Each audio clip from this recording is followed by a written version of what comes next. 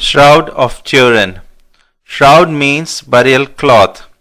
Turin or Torino is a city in northern Italy.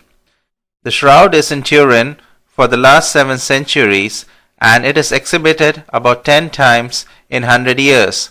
It is a linen cloth about 14 feet long and 4 feet wide. As can be seen in the upper picture, it bears a faint image of the front and back of a crucified man. Many Christians believe it wrapped the body of Jesus. As can be seen in the picture below, the shroud went below the body, then over the head, and finally over the body. In 1898, the shroud was photographed for the first time. In 1898, the church permitted examination of the cloth by the impersonal eye of a rather new invention, the camera.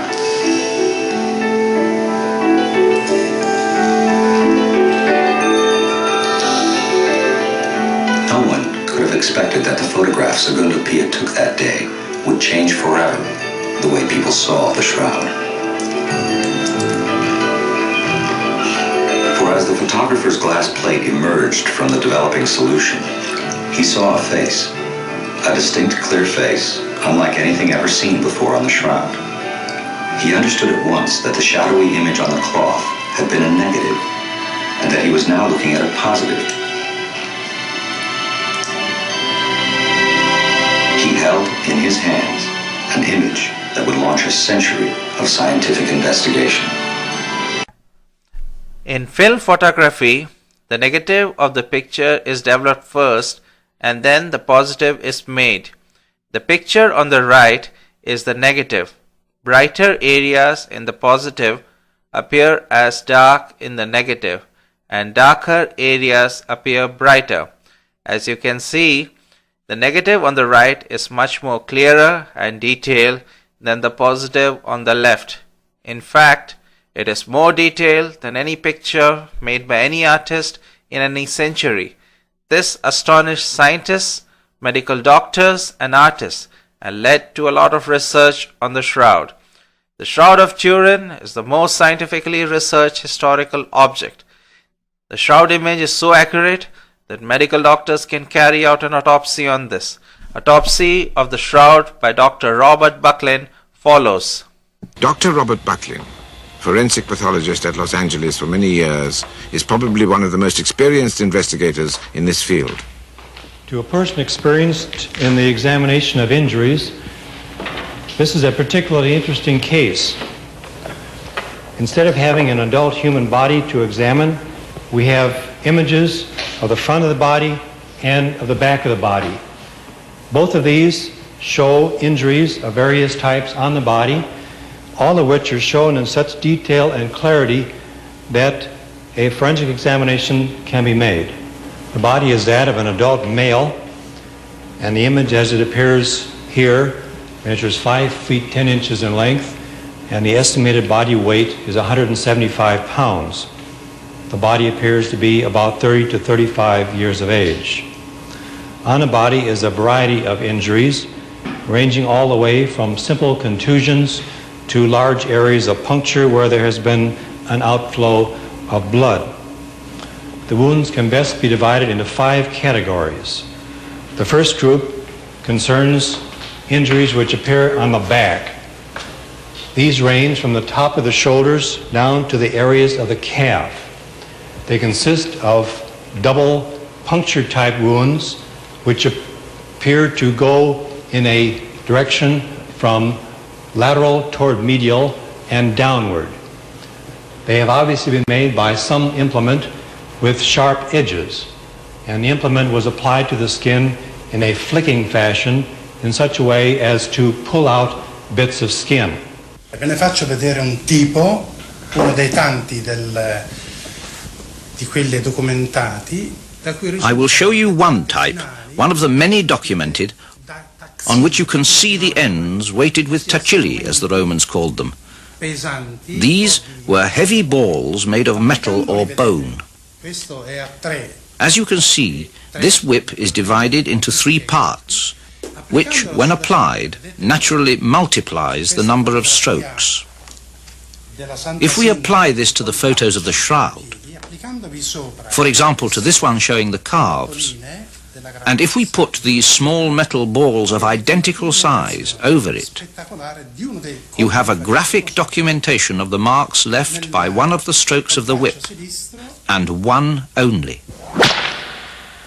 On the left calf, they are the same size and from the same direction. Therefore, these two strokes were given by the same scourger. You can now see something even more disturbing by studying the shroud. There are trickles of blood caused by the metal balls which were sharpened. They had spikes at the ends. Applied to the life-size photograph, the proportions and measurements are identical. Complete examination of the Holy Shroud gives us two scourges, because the directions converge, one from the right and one from the left, and the number of strokes is excessive, more than 120. Also present on the back image are two areas of abrasion located over the shoulder blades. These are caused by a heavy object resting across the back. Immaginate una trave che al tempo When talking of the cross of Jesus, imagine a beam that at the time of Pontius Pilate was put across the shoulders and tied on with a rope. Marks of this beam can be seen in the area of the left and upper right shoulder blades. These are contusions and lacerations from the scourging wounds, which spread under the weight of the beam. The second group of injuries are those which appear on the face and on the head. On the right cheek, over the malar area, is a swelling which has resulted in partial closing of the right eye. There is also an area on the nose where there is a separation and possible fracture of the nasal cartilage. On the tip of the nose is a small abrasion, possibly resulting from a fall where the nose came in contact with a hard object. His fall was unavoidable and was one of the most common spectacles of those times. The consequences are very clear on the shroud. You can see the left and the right leg. The left leg at the kneecap has very bad laceration and contusion. It is evident that the left leg bent and hit against the stones. In the forehead and in the scalp is a series of blood stains, one of which has the configuration of a figure 3. These appear not only on the front part of the forehead, but also on the back part of the scalp and high at the vertex of the head. They were made by sharp pointed objects which have projected below the skin and produced bleeding. Their configuration is such that the implement was like a cap which rested on the head. This wound, corresponding to a crown of thorns, probably more than any other, identifies the man as Jesus Christ. The Gospels state clearly that the soldiers invented this torture for him alone. It was certainly not normal Roman procedure. A forger would have included such wounds, but would have shown them, as all artists did, as a circlet. Instead, the whole head is covered, suggesting a rough clump of thorns. Almost certainly what actually happened. Yet one more graphic detail indicating the shroud's authenticity. The third group of injuries involve the area of the wrist and the forearms. In the left wrist is what appears to be a blood stain which has resulted from a puncture-type wound of the left wrist. This stain has two divergent streams which extend downward.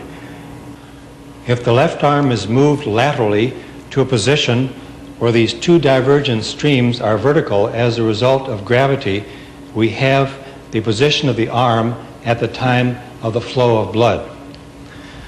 The blood stains which appear on the forearms are also consistent with two angles of blood flow.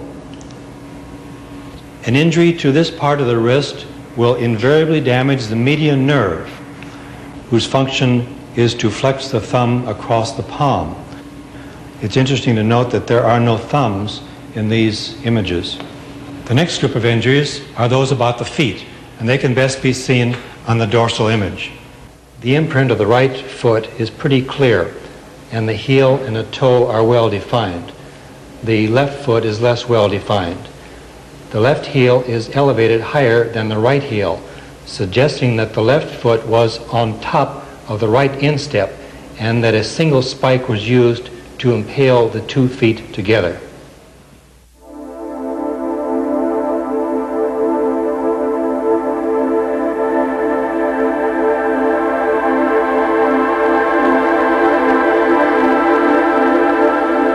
Crucifixion took many different forms, each carefully designed to provide a slow, lingering death. The wounds on the shroud, particularly the blood flows on the arms, make it possible to accurately reconstruct the form of crucifixion used and illustrate the awful technical realities. Firstly, the nails pierced the wrists, which, contrary to the imagination of artists down the centuries, is the only place that will take the weight of a body. Suspended only by the arms, the victim would die much too quickly, probably within minutes of suffocation. So the feet have been nailed to provide the support necessary to extend the agony. The divergent streams of blood indicate 2 distinct positions. In the first, the weight is mainly on the wrists, with the body slumped. In the second position, to avoid suffocation, some of the weight is transferred to the feet, raising the chest and altering the angle of the arms. Thus the victim was thrown from one excruciating pain to another, until exhaustion overcame or the legs were broken. It is even possible to calculate the final position on the cross.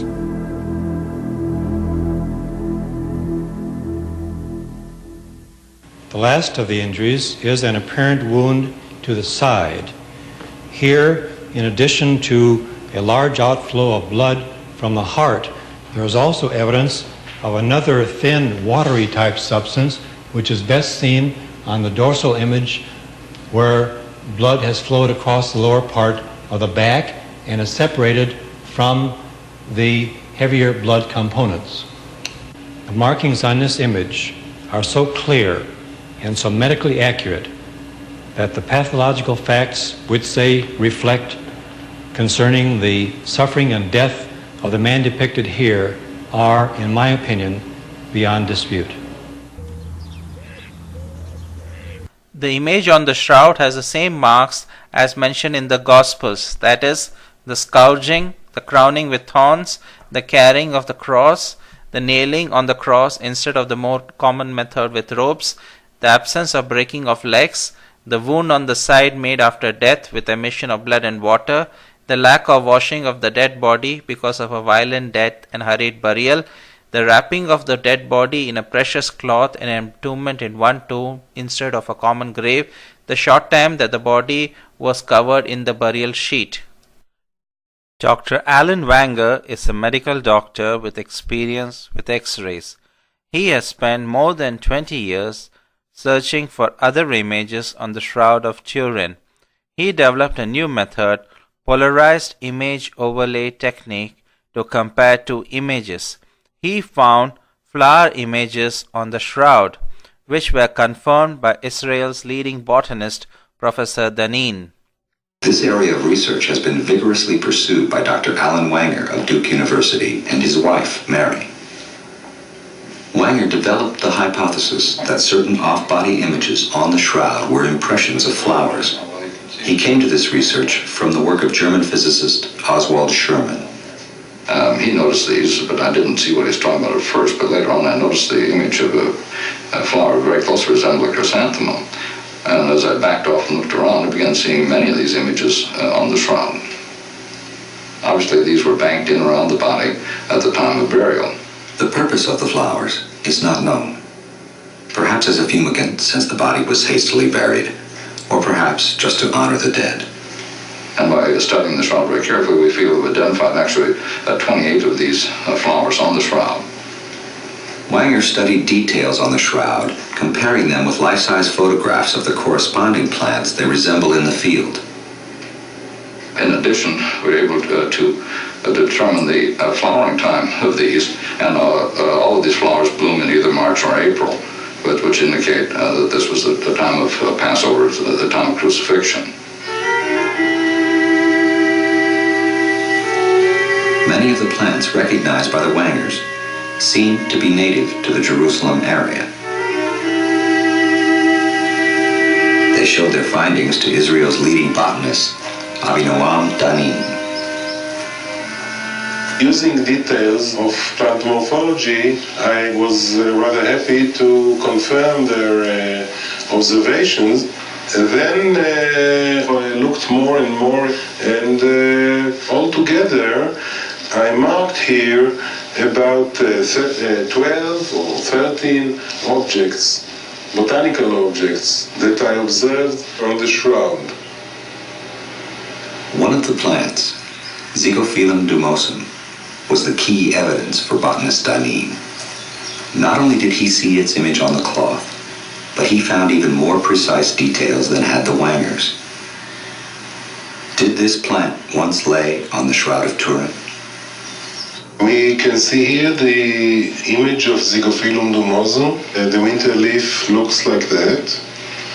This is the petiole. Zygophyllum dumosum grows in only one place in the world, a small area near Jerusalem.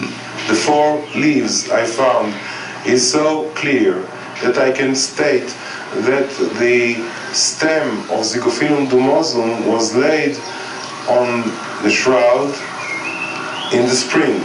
Additionally, I could say to you that it couldn't be that the shroud was made somewhere else. It had to be here. Dr. Max Frey was a noted Swiss criminologist who had solved many crimes based on pollen grains sticking to the clothes of persons. While studying enlarged Shroud of Turin photographs, he was able to see pollen grains. Using sticky tape, he removed pollen grains from the shroud and found the different places where the shroud had been throughout its history. In 1973, the Swiss criminologist Max Frey was permitted to take samples of pollen from the weave of the shroud. He preserved them on glass slides. Trained as a botanist, he spent years analyzing their pollen content. He died before he could finish and publish his conclusions, but others have taken up the work. Using state-of-the-art technology, they can exactly identify each pollen grain and match it back to the plant. Uri Baruch is Israel's leading pollen expert. Working with Dr. Danin, he calculates the type and frequency of pollen on Frey's slides. In the back of my mind that there are also canopods that have the same pollen type. And we haven't met this one before. It's the first instance of this pollen type. The goal is to determine exactly which plants surrounded the body and which were the most prevalent.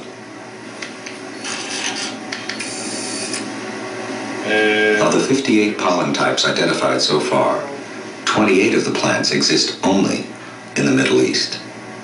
Proof that the cloth spent part of its history there. Many are still part of the lives of the people of the region, like Fagonia mollis. The leaves of Fagonia mollis are used by the Bedouin in southern Sinai to heal superficial wounds. They take the green stems and leaves and burn it. The powdered ash is used to put on the wound. They call it uraga.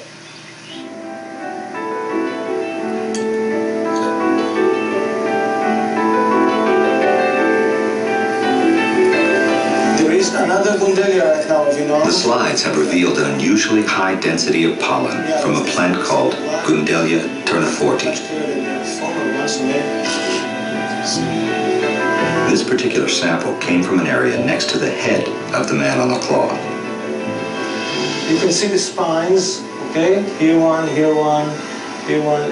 The plant that left so much pollen in this spot on the shroud can be recognized by its flower, but it's better known for something else.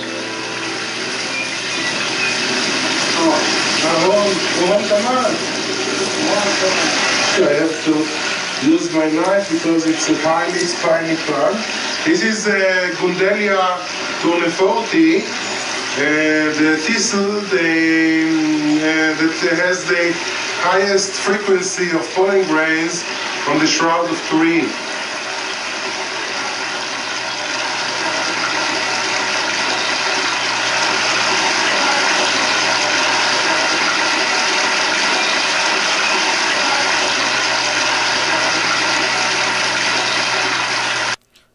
Dr. Alan Wanger also found coins on top of the eyes on the shroud. Sometimes when a person is dead, his eyes open. Coins were placed to keep the eyes from opening. Using enlarged photographs, Dr. Alan Wanger was able to find the date the coins were made. Discovered that there were other images on the shroud. Dr. Wanger began looking closer and found that there were small coins on each eye. What significance could that possibly have? Dr. Alan Wanger, in his book, The Shroud of Turin, Adventure and Discovery, points out that not only are they there, they present distinct and profound clues as to the date and origin of the image. Father Francis Files was professor of theology as well as a scientist who investigated the Shroud of Turin, as well as a photographer. He was working with a group of researchers who were attempting to identify what the projections over the eyes were, thinking they might be coins. And Dr. Files had enlargement made of the excellent photographs he had of the shroud and noticed a patterning over the right eye. On enlargement of this, he noticed that there were letters which he interpreted as U-C-A-I and something that looked like a shepherd's crook. This is typical of the lepton or the widow's mite struck by Pontius Pilate in the years in 29 AD to 33. We can identify the images of them, and so we can identify the particular coin and know the origin as well as the date, which both of them are that we identify are struck in 29 AD. So this dates the shroud back to the 1st century. It also localizes it to Israel, since these coins are just the widow's mites or the common penny of the time, and so they would not circulate either outside of Israel or not very long after the reign of Tiberius Caesar, to which they were dedicated. Many people pointed out that the letters on the coins should have been UKAI instead of UCAI, but Dr. Alan Wanger stuck to the letters UCAI. Later, a coin with the letters UCAI was discovered. It seems that the coin was misspelled. The coin was made close to Jerusalem, very close to the date when Jesus was crucified. Just as the negative photograph taken in 1898 astonished scientists, the shroud photographs from the VP8 image analyzer startled them. Already. But there is yet another characteristic of the image that only the most recent technology has been capable of detecting.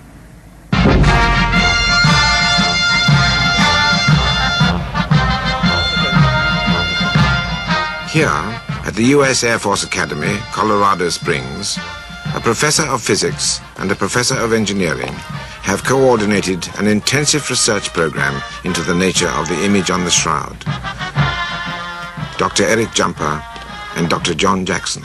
As a scientist, when I became interested in the computer pictures sent back from the Mariner spacecraft near Mars, I thought that perhaps some of this technology could be applied to the shroud. So then when I was in Albuquerque, I started a rather modest attempt at this, and at that time I met Eric Jumper. Well, the meeting that John refers to is about 3.5 years ago, and since that time we've made many interesting discoveries about the shroud. Right now we'd like to show you what we feel is one of the most interesting, and it involves the use of this machine.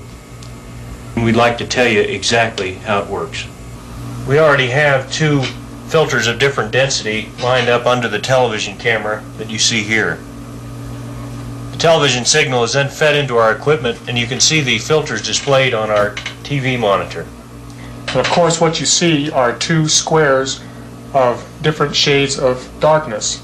The television signal is processed by a VP8 image analyzer, which has the ability to translate the image patterns as adjustable levels of vertical relief on this monitor. Now watch what happens as I raise the relief. As you can see, the image intensity patterns are plotted as vertical relief in proportion to the amount of darkness that you see over here. I can also rotate the image and view it from various angles. Now before we put a picture of the shroud under the camera, let me show you something. I have here an ordinary photograph of myself in mess dress, one which I'm sure my mother would be very proud of. And I'm going to put this under the camera. Now John is adjusting the gain in exactly the same way as he did with the squares. I'm sure you'll agree that even my mother would have trouble recognizing me there. Now the reason for this is very simple. A normal photograph records only variations in light and does not record information about the distance the camera was from the subject. Now we'll put a picture of the shroud under the camera.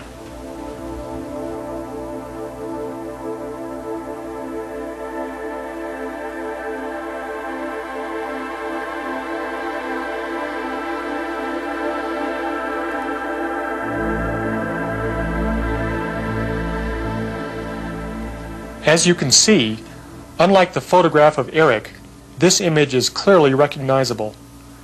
This can only be explained if the intensity levels of the shroud image itself are encoded with distance information from the cloth to the body. There are two interesting features which are revealed by this three-dimensional display. Firstly, there appears to be some kind of object which prevented an image from being formed. Note the depression around the face and the way the hair seems to drape over it. Even the beard appears to be divided by it. Perhaps this is a chin bandage. And St. John also speaks of a napkin or sweat cloth or handkerchief that was over his head, or earlier described as round the face of Lazarus. And I think this is clearly functional. It was, as I understand it, a piece of cloth rather like this, which was then simply folded rather like a triangular bandage and made into a chin band, which would have been functionally necessary before rigor mortis set in to bind up the jaw in this sort of manner and tie over the top of the crown.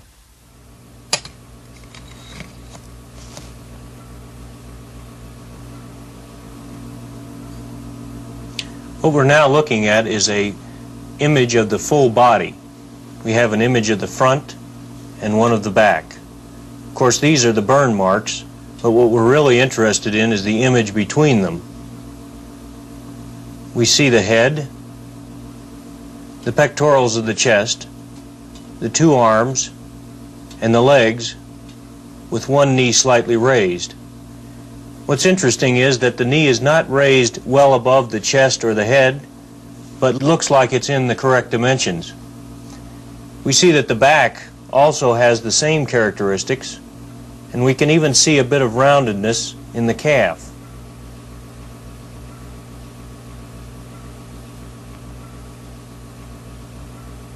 That the shroud image had 3D depth information made scientists very interested to find out more about the shroud.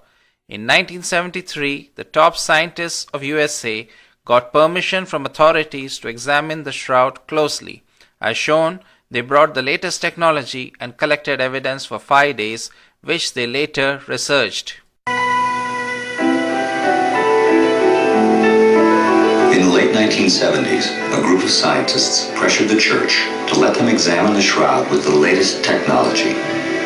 An agreement was finally reached, and the Shroud of Turin research project, STIRP, was on its way to Italy. STIRP was put together primarily with the purpose of examining the shroud to determine how the image was formed. But we had the big problem of never being able to see the thing we were to examine until we got there. It was like an expedition into an unknown part of the jungle. We brought with us a host of technologies, virtually every type of imaging that we had available to us to determine how the image was formed. I thought that I was going to be able to walk into the room, see the shroud unveiled, walk up to it, look closely, see the brush strokes, and go home. Vern Miller was another of the scientists involved. He also started off with a skeptical attitude. The first time I had heard about the Shroud of Turin was from Barry Schwartz, which I thought was a fairy tale of some type. But Stirp's objective was to find the mechanism that caused the image to appear on a piece of linen cloth, and not to authenticate the cloth as the burial wrapping of Christ. So relieved of that responsibility, we could look at it in a much more objective way. I didn't know what the shroud was at the time. I'd never heard of it to my knowledge. Stirp member Don Lynn took time off from his regular job as director of JPL's digital imaging program for NASA. At the time we were working on the Viking program, which was a soft lander on Mars. We basically had one day to set up the equipment, get it unpacked, set up, and calibrated. And that night, we were supposed to get the shroud around midnight. And of course, about 11 o'clock, a little early, very unusual, the shroud was brought down the hallway into the room.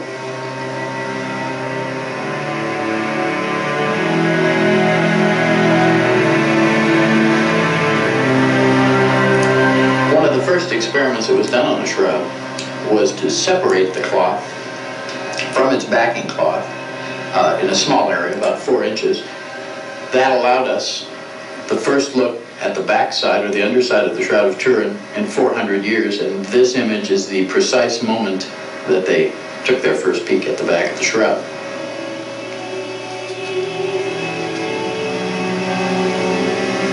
Then Professor Ricci of the Italian team inserted an endoscopic camera between the two cloths.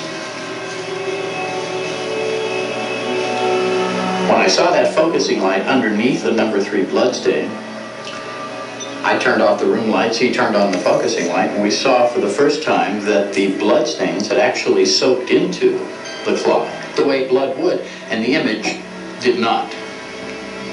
Right away, a significant discovery. When viewed from the front, both the image and the blood are seen clearly. But when light is shown through the back of the shroud, the blood is visible, but the image is not. That was something we didn't know until that moment, which meant the image could not be a painting, or we would have a density of paint on the shroud that would show in a transmitted light photograph. The blood on the shroud has been identified as the blood of a tortured person and of blood type AB. One of the mysteries of the blood image, in the words of Dr. Pierre Barbet, is nobody can explain how a fine and unblemished impression of the body and the marks of its bleeding is left on the shroud. A man would not be able to remove the body of another without destroying the marks of blood. Complex. One fiber will be discolored, while an adjacent one is not. Yet each fiber is only 1/10 the diameter of a human hair, and in some places the image only penetrates to 1/500th of an inch. There is no known way of replicating such marks. The shroud image is made from tiny fibers that are 1/10 the size of human hair. And the picture elements are actually randomly distributed like the dots in your newspaper photograph or magazine photograph. To do this, you would need an incredibly accurate atomic laser. This technology does not exist. Just as the blood image, there is no known way of making the body image. Ian Wilson, a noted shroud historian, shows how the image of Christ was based on the shroud image through history.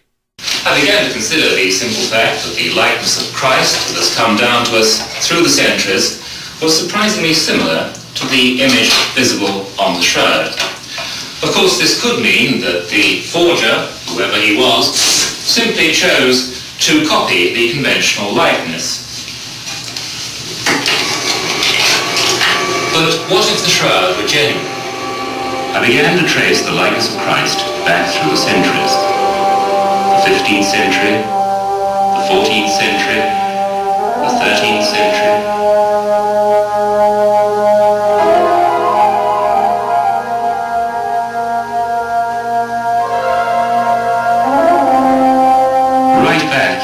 as far as the 6th century, the likeness to the shroud image was quite unmistakable. But before this time, there was a surprising inconsistency. Many portraits of Christ were beardless. The Gospels give no indication of how Christ looked, so artists had no model to follow. I wondered, what was it that had brought about this sudden, dramatic, definitive likeness in Christ's portraits from the 6th century on? Could it have been the shroud? I found it intriguing that according to Eastern Christian tradition, this likeness was taken from the image on a strange and mysterious cloth found in the early 6th century, precisely where Max Fry showed the Turin shroud had once been, in southern Turkey.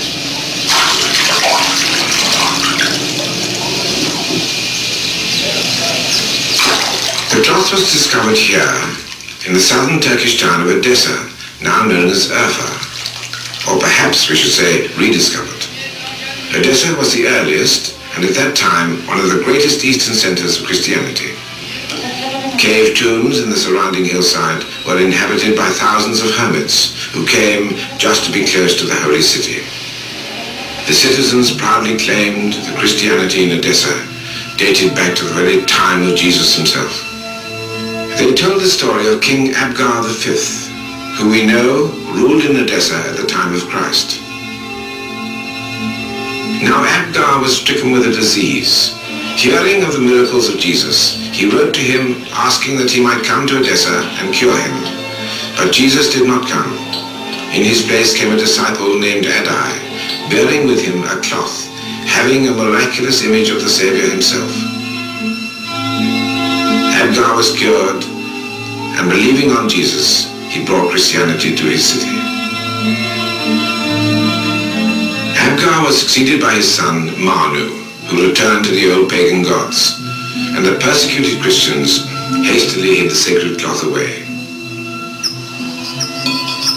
Around the year 525, probably during repairs to the city walls after a serious flood, in a niche high above the west gate, the cloth was rediscovered and described as bearing an image made without hands. All scientific and historical evidence showed that the Shroud of Turin was the burial cloth of Jesus. In 1988, a piece of cloth was cut from the shroud and sent for carbon dating testing. Following clip shows the results. Then, in 1988, carbon dating analysis by 3 different testing laboratories produced quite a different result. The radiocarbon dates that we obtained clearly put the shroud in the Middle Ages. According to the carbon-14 tests, the shroud came into existence somewhere between the years 1260 and 1390. Could all the other scientists be wrong? 2 historians then suggested that the samples for the carbon dating testing were taken from a patch on the shroud and not the actual shroud. Most of the scientific community disagreed with them. To prove them false, highly reputed scientist Ray Rogers got samples that were used in carbon dating testing and compared it to that of the main portion of the shroud. We are faced with a paradox here. All of the scientific analysis seems to place the cloth in Jerusalem in the 1st century. But the carbon-14 test makes the shroud unequivocally a 13th century relic. What if both analyses are correct? But how could the carbon-14 tests be as accurate as modern technology can make them, and all of the other scientific data that places the cloth solidly in the 1st century also be accurate? That possibility was suggested at the Sindone 2000 Worldwide Congress in Oviedo, Italy. Authors M. Sue Benford and Joseph Moreno posited the notion that a 16th century invisible patch had skewed the 1988 carbon-14 test on the sample taken from the Shroud of Turin. Their idea was backed by what seemed to be solid historical research, but the whole notion was immediately rejected as being technically impossible. At this point, another scientist, one of the original Stirp team, became interested. Like others who had closely examined the shroud, he too was very skeptical of the whole idea of reweaving. The late Raymond Rogers set himself the task of discovering whether or not scientific analysis could resolve the issue once and for all. Rogers obtained samples of the shroud immediately adjacent to the area used in the carbon-14 test. These were provided by Gilbert Reyes, the man who had originally removed them. In an interview unveiled at the 2005 Dallas Symposium on the Shroud, Rogers told the interviewer, "This is just about the last straw. I've got the samples that can shoot that full of holes." So I got out the Ross samples and I got out some of the shroud samples, and I went to work again. And lo and behold, in less than an hour, I knew that the Ross sample was totally different in chemical composition than the main part of the shroud. And then the shocker that really shook me up in looking at the Ross threads, I hit this one that was an end-to-end splice. And that's exactly the sort of thing that Benford and Marino were talking about in this invisible reweaving. After coming to this conclusion, Ray called me one day and said flat out, "Tom, there's no scientific wiggle room." Up to this point, then, we can say with some degree of scientific certainty that the shroud is an authentic first-century fabric.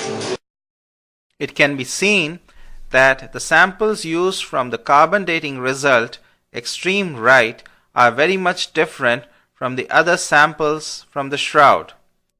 Dr. Alan Wanger shows that the body image in the shroud is similar to that of an X-ray image.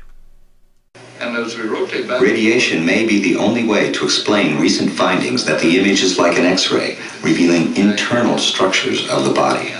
We are seeing the bones, the metacarpals here.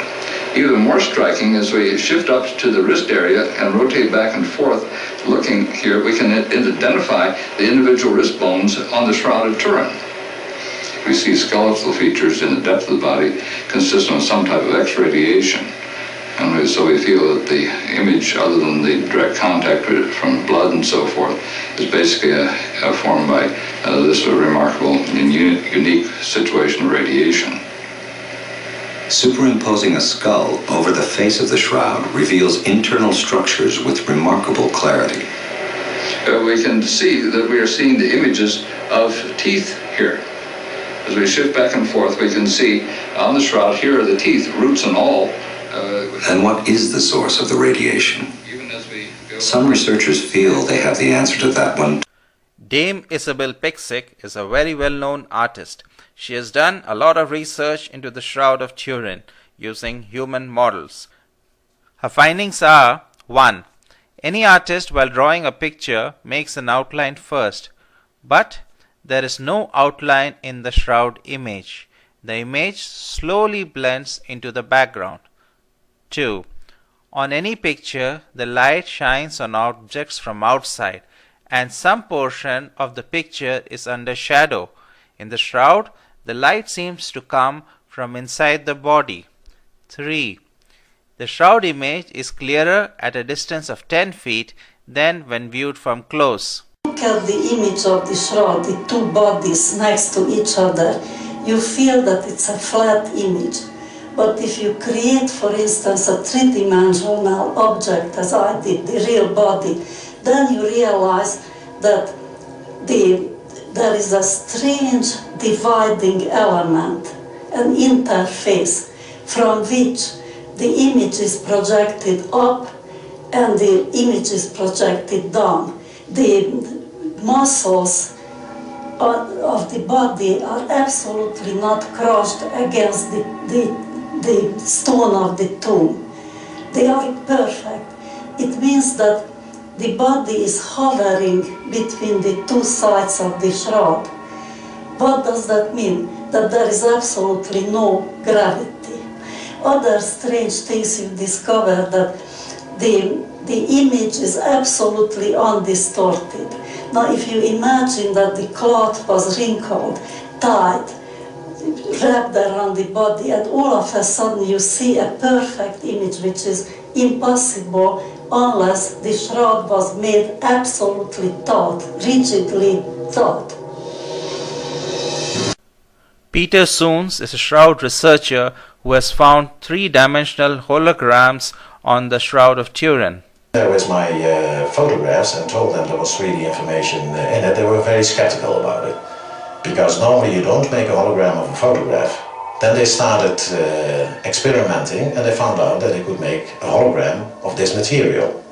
To correctly view these specially processed images of the holograms, please use your 3D glasses. It is very important to notice also that we didn't change any data, so all the information that is in the digitalized files is also in the holograms. What we did in the laboratory is we checked the whole shroud for existing 3D information. The only 3D information that we have found was in the image of the body. All the rest that, for example, Dr. Alan Wenger has discovered, for example, the flower images, that was a different imaging process. So basically you talk about three different imaging processing in the shroud. That is the blood, which was direct contact. The second was what Dr. Alan Wenger has found, for example, the flowers. That could have been corona discharge, but it was a completely different process than the image formation of the body itself. It's important to realize that no other two-dimensional image in existence has been shown to contain three-dimensional holographic information.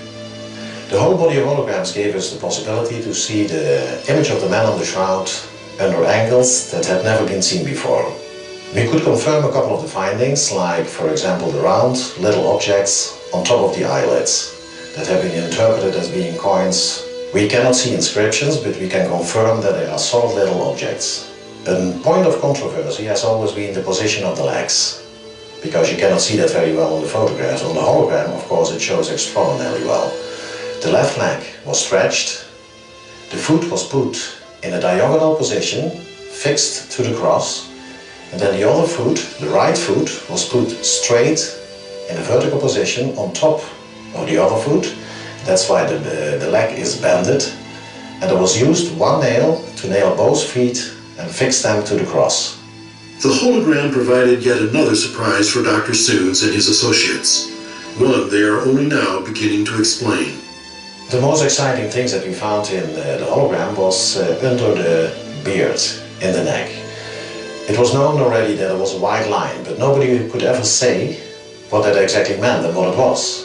It's a solid object. It is in the form like something like an amulet that was put there.